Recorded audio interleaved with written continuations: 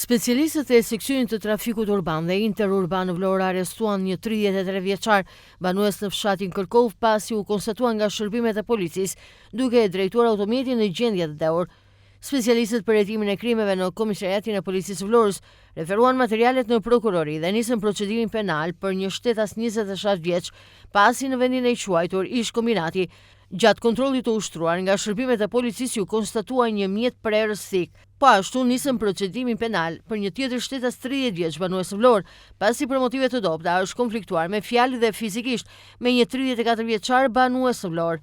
Ndërkohë specialistët për hetimin e krimeve në Komisariatin e Policisë Himar referuan materialet në prokurori dhe nisën procedimin penal për një shtetas 27 vjeç banues në fshatin Bosh, pasi ndaj tij ka bërë kallëzim një shetase 41 vjeçe, e cila pretendon se ky shtetas e ka kanosur nëpërmjet telefonit.